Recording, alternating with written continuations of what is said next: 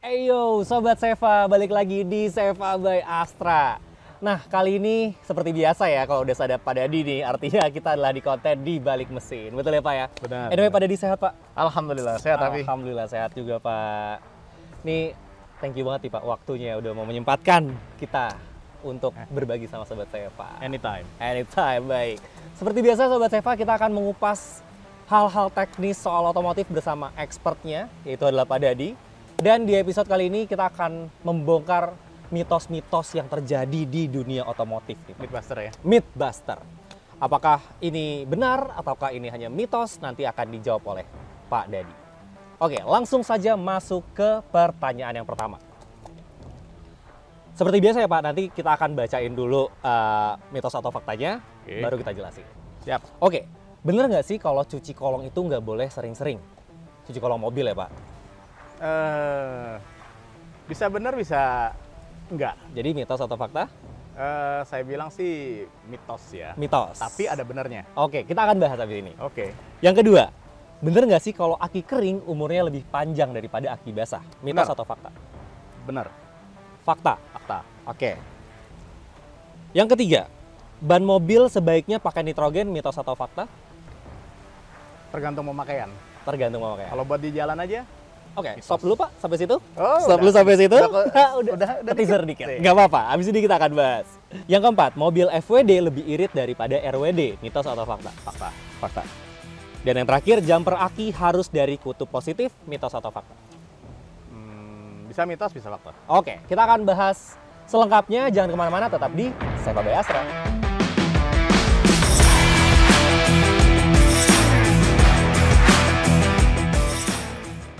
Oke, kita coba kupas satu persatu nih Pak. Oke. Tadi ada 5 poin ya Pak ya. Yang pertama adalah cuci kolong mobil itu nggak boleh sering-sering. Jawabannya tadi adalah Sebetulnya mitos sih. mitos. Kenapa tuh Pak? Ya rasanya mau dicuci sebanyak apa-apa juga nggak apa-apa, kecuali nyucinya pakai air garam ya. Air laut ya itu nggak boleh, air keras itu nggak Bener, boleh. bener.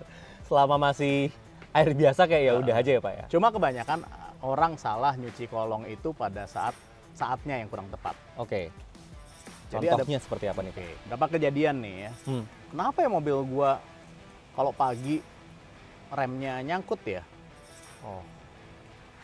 Atau kalau gua habis cuci terus ditinggal berapa hari, habis itu nyangkut nggak bisa lepas-lepas.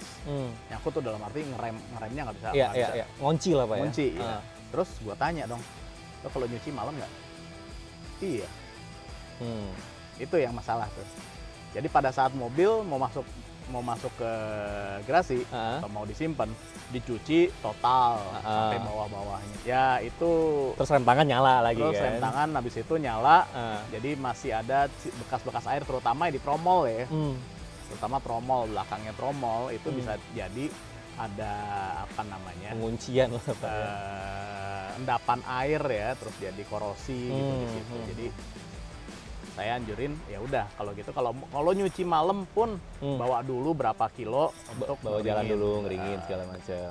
Oke. Soalnya gini Pak, ada yang bilang juga cuci kolong itu nggak boleh sering-sering. Kenapa saya tanyain nih Pak? Karena ada juga nih yang bilang bahwa nanti anti karat di bawah mobil itu bisa rontok apa segala macam. Nanti masuk gitu. angin gitu maksudnya. Kan mobil biasanya ada anti karat itu. Kalau Enggak sering lah. gitu, nggak selemah itu lah Pak ya, Nggak anti karat selemah itu ya. itulah, kecuali benar-benar pakai semprotan yang Pakai water kencang cannon banget. polisi mungkin ya Nah, bubar iya, mobilnya, iya. bener. Kalau misalkan masih pakai washer jet dari kolong segala macam masih aman ya Pak ya? Benar. Oke. Oh satu lagi mau ditambahin kalau misalkan emang cuci kolong sebisa mungkin yang hidroliknya H ya Pak ya? Jangan yang X ya? Mitos atau lambah lagi nih jadinya? X sama maksudnya liftnya ya. Iya liftnya. Nah, enakan malah yang single post sih sebenarnya. Single post itu gimana maksudnya Pak? Single post dari tengah. Jadi bannya nggak engage kemana-mana tuh Pak? Enggak. Oh ya? Gantung aja dia. Oh. Itu lebih bersih sebetulnya. Masalahnya masalah bersihnya aja sih. Oh, oke. Jangkauannya bisa lebih ini gitu. Tapi enggak lah ya. Enggak ya? Oke. Yang kedua, bener nggak sih kalau aki kering itu umurnya lebih panjang? Benar. Jadi aki kering itu sebetulnya Sama akinya, cuma elektrolitnya dia pakai gel. Oke, nggak pakai air aki lagi nih Pak ya. Jadi ada elektrolitnya juga, cuma dia lebih bersifat lebih gel dan penguapannya lebih sedikit. Jadi perawatannya lebih gampang karena dia nggak mesti ditambahin, jadi maintenance free. Terus dia juga si gelnya juga nggak ada kemungkinan berkurang atau gimana gitu. Jadi dan biasanya memang umurnya lebih panjang, memang lebih mahal. Ya, tapi ada harga, ada barang lah Pak ya. Ada harga balik lagi. Tapi bukan berarti kering ya. Jadi sebenarnya ada sih elektrolitnya. Kenapa dibilang aki kering? Karena kalau dibalik dia nggak tumpah, udah gitu aja sebenarnya. Atau nggak ada tutupnya buat ngisi. Nggak bisa diisi air lah bilangnya gitu ya. Kalau aki basah, kalau misalkan lu nggak diperhatikan airnya juga, ya umurnya juga nggak akan lama juga. Jadi perhatiin mengenai kalau aki itu ya, perhatiin mengenai akinya, air akinya, terus sama kondisi charge-nya. Jadi kalau aki yang banyak kepake, maksudnya atau sama sekali nggak perhatiin, misalnya mobil nggak dipanasin sebulan gitu, itu akan ngedrop sendiri. Walaupun akinya dicopot Pak? Walaupun akinya dicopot, selalu akan ada pengurangan daya ya? Ya, pengurangan daya.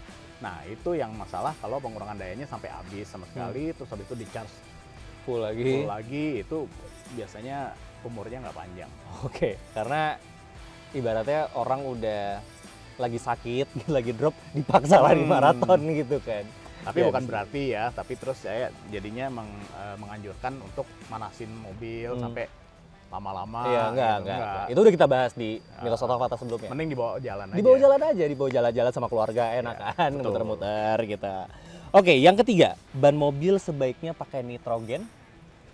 Betul, kalau dipakai buat balap. Buat balap?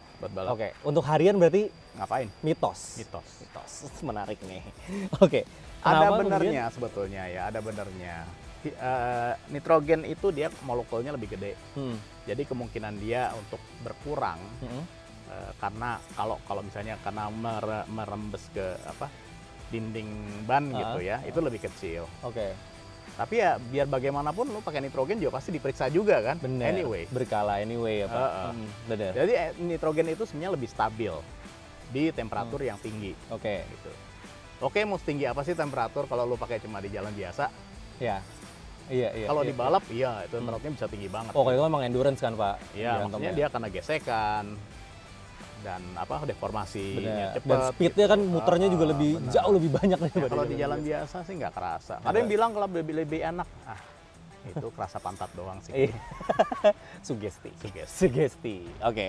Tapi kita bukannya abis ini nggak usah pakai nitrogen ya, nggak apa-apa, monggo ya Pak ya. Nggak apa-apa, silakan aja, itu pilihan. Sebenarnya gini, kita pakai udara biasa, itu 70-an% juga nitrogen sebetulnya.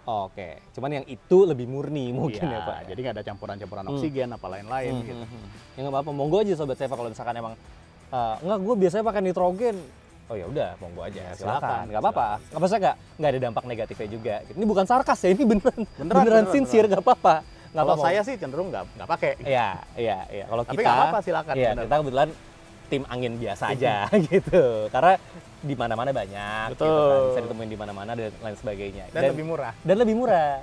Dan kita belum ngerasain dampak yang signifikan juga. Gitu. Selanjutnya. Mobil FWD lebih irit daripada mobil RWD. Pak Dadi, mitos fakta. Kenapa bisa gitu ya Pak? Karena dulu kan begitu. Contoh deh Avanza waktu ganti generasi Pak, pindah ke roda depan, itu kan kontroversinya kan, ada yang tim RWD kayak, wah apa nih udah bukan Avanza lagi nih, Avanza mah gerak belakang segala macem, sekarang pindah ke depan. Nah ini belakangan Innova langsung habis itu. Sekarang pindah gerak depan lagi. Nah itu emang bener Pak bisa lebih irit gerak depan? Iya bener. Kenapa? Jadi karena komponen yang bergerak, komponen yang dibutuhkan untuk front wheel drive itu lebih sedikit, ataupun kalau misalnya jumlahnya juga banyak komponennya, itu memang komponennya lebih kecil, lebih ringan ya. Jadi nggak terlalu banyak ya, kayak misalnya nggak perlu misalnya drive shaft, alkohol gitu, nggak usah alkohol, nggak usah. Ya propeller shaft, bukan drive shaft, propeller shaft ya. Gardan gue segede gaban gitu kan nggak perlu. Ada sih gardan di depan, tapi itu kan jadi integrated sama si transmisi. Cuman ini aja ya, as roda lah kita bilangnya ya. Betul. Berarti karena memang distribusi tenaganya jauh lebih pendek gitu, jadi nggak ada tenaga kebuang, secara komponen juga jauh lebih ringan, makanya mobilnya outputnya jadi lebih irit gitu loh Pak. Ya kalau kebuang ya mirip sih sebetulnya, tapi memang komponennya lebih irit, lebih enteng. Lebih enteng. Oke, jadi emang gitu Sobat Seva. Mobil semakin enteng, itu mobilnya akan semakin irit. Kayak mobil balap kenapa kemudian pada pakai karbon ya Pak ya? Itu kan bukan nyari irit sebenarnya. Jadi karena enteng jadi nyari kencang. Beban mesinnya berkurang gitu ya, bobotnya berkurang jadi larinya bisa lebih kencang. Nah, kalau di mobil biasa bobotnya dikurangin, itu lebih kencang juga, lebih irit juga. Betul. Oke, terjawab sudah. Selanjutnya adalah terakhir nih Pak, jumper aki apakah harus dimulai dari kutub positifnya dulu? Kalau saya sih personally saya bilangnya myth. Oke, mitos. Mungkin ada beberapa pertimbangan ya.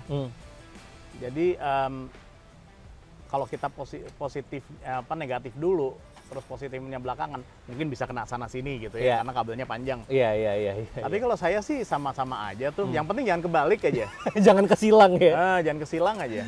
Nah, saya tuh belum tahu Pak. Kalau kesilang tuh jadinya meledak apa gimana sih Pak? Apa nggak hidup aja mobilnya? Nggak. Bisa jadi akinya rusak atau komponen-komponen kelistrikan yang lain juga bisa rusak. Terutama yang ya mobil yang kosong ya. Mobil yang di jumper. Oh, itu yang korbannya tuh Pak ya? Biasanya di sana. Oke. Kalau sempat kejadian, nggak sengaja, bukan karena ini, kesentuh gitu, cepret mati mobilnya. Mau mancing nih, kebetulan ke korslet lah, mobilnya mati. Waduh, gue udah khawatir aja. Tapi untung alhamdulillah nggak ada apa-apa sih. Tapi better hati-hati ya. Dalam arti tadi, kenapa kok positif dulu atau negatif dulu? Sebenarnya secara itu nggak ada bedanya sih. Cuma mungkin jadi lebih hati-hati aja gitu. Karena kalau kita negatif dulu, ini hubungan ke negatif banyak yang bisa kena gitu. Kalau karena langsung engage kan, ya Pak ya. Benar. Kalau negatif tuh langsung engage gitu. Jadi memang sebenarnya aman aja. Mau negatif dulu, positif dulu boleh, asal jangan kebalik ya Pak. Jangan kebalik. Kalau kebalik bahaya gitu. Oke Pak, itu dia 5 mitos atau fakta kita hari ini. Terima kasih banyak Pak Dadi sudah menjawab rasa penasaran kami semua. Kira-kira Sobat Seva punya pertanyaan yang kira-kira ganjel nggak nih soal otomotif? Boleh dong, drop di kolom komentar. Nanti akan kita bawain di sini ya Pak ya. Akan dijawab langsung sama expertnya. Udah bukan gue lagi Sob yang jawab, langsung expertnya. Jadi udah pasti trusted. Kalau gitu Sobat Seva, terima kasih banyak sudah nonton video ini. Jangan lupa like, komen, dan share video ini ke teman-teman lo. Subscribe juga channelnya Seva by Astra. Dan nyalakan lonceng notifikasi supaya lo nggak ketinggalan video-video otomotif seru lainnya dari kita. Pak Dadi, terima kasih banyak atas waktu dan ilmunya. Nih, mudah-mudahan kita bisa ketemu lagi untuk berbagi ilmu lagi ya Pak ya. Mudah-mudahan banyak pertanyaan juga Mudah-mudahan banyak pertanyaan. Karena semakin banyak pertanyaan, semakin kita senang. Karena artinya kita bisa memberikan manfaat pada Sobat Seva semua yang ada di rumah. Kalau gitu Sobat Seva, saya Raffi. Saya Dadi. See you on the next video. Bye. Bye.